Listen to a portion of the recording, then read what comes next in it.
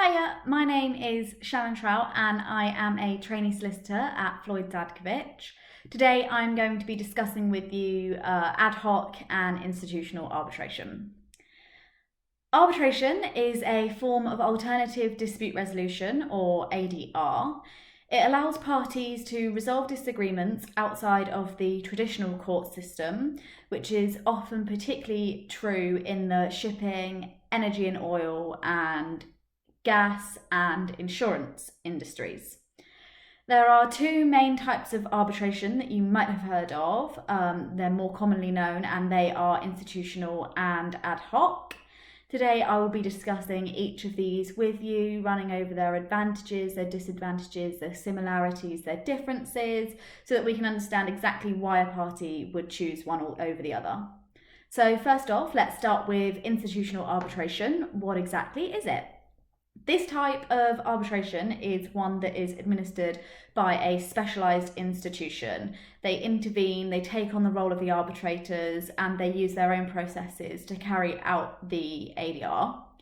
There are many institutions all over the world. Some of the more commonly known ones in London are the London Court of International Arbitration and the International Chamber of Commerce. There are approximately 1,200 institutions worldwide which offer these services. They come in all different forms of processes, and it will just depend on what institution a party prefers on how they administer the arbitration process.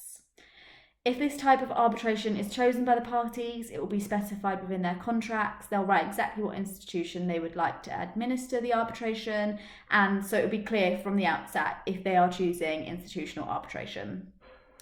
Now that we have covered a brief summary of what exactly institutional arbitration is, let's run over the advantages so that we can understand why a party would choose to use it.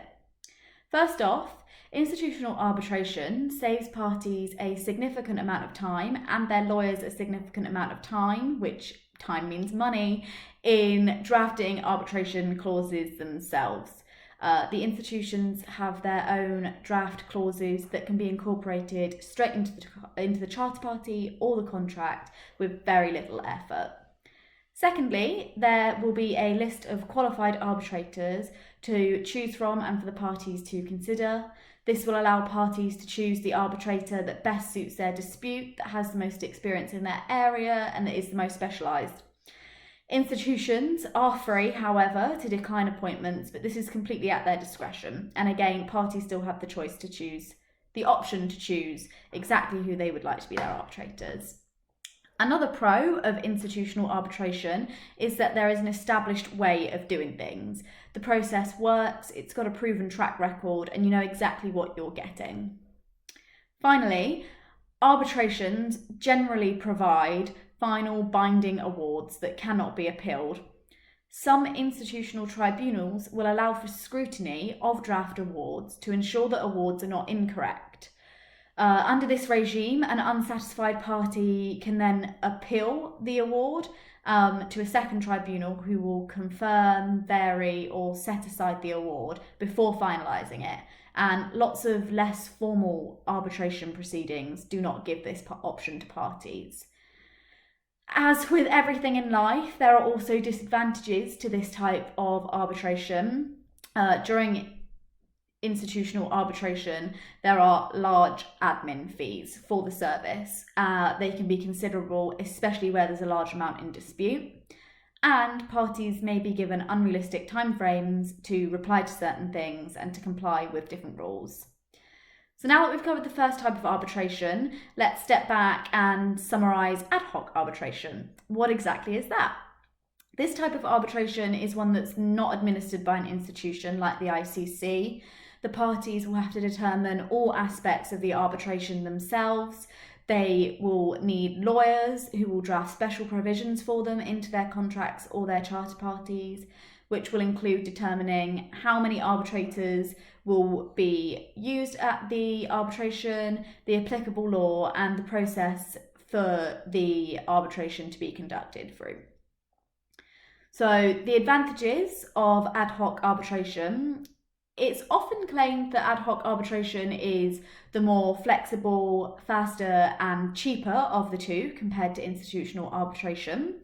In fact, the absence of administration fees alone makes it considerably cheaper than institutional proceedings. It makes ad hoc arbitration a lot more suited to smaller claims, to smaller disputes, to smaller parties who are less wealthy, the ones that aren't great big corporations.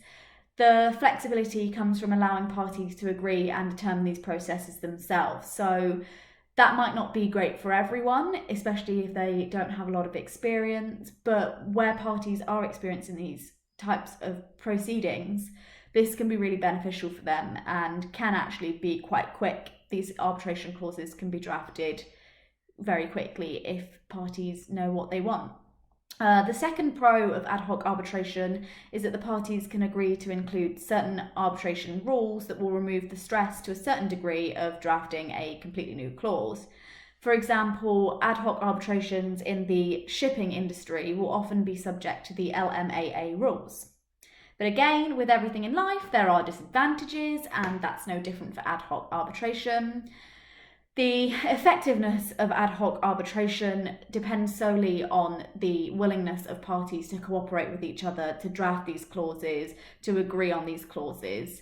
And allowing parties to determine their own processes involves a lot more effort on their part than just incorporating an institution's arbitration clause that's already being drafted. Failing to agree these terms could be really costly once a dispute has arisen. It's unlikely that parties who have a disagreement will be willing to agree on a process. There's likely to be a lot of pushback from people, which again could cost a lot of money. So really, ad hoc arbitration could be cheaper because of the loss of admin fees, but if parties are not willing to work together, then this can drive up the cost and make it more costly. And finally, the other disadvantage of ad hoc arbitration is that a order will not be reviewed by a second tribunal if there is an issue with it. So it's final, it's binding, that's it. In practice, the choice of ad hoc arbitration or institutional arbitration depends solely on the parties' own preferences. It depends on the contractual circumstances and the nature of the dispute at hand. Ad hoc proceedings need not be kept entirely separate from institutional arbitration. You can choose to use an institutional arbitrator in an ad hoc proceeding, or parties might decide partway through to engage an institutional provider to administer the arbitration for whatever reason that might be. It can be said, as noted, that ad hoc arbitration has the potential to be cheaper, but this is only the case where the parties cooperate. And it's also the case where parties understand the arbitration procedures and the arbitration itself is carried out by experienced arbitrators. If this isn't the case, then it could be a lot more costly than institutional arbitration. So I think that's everything from me today. A nice quick summary for you of what both these institutional and ad hoc arbitrations involve, their advantages, their disadvantages, and why exactly a party might choose one over the other. I hope it's given you some clarity as to those points, and if you have any questions, please don't hesitate to contact myself or one of the team. Thank you very much for watching.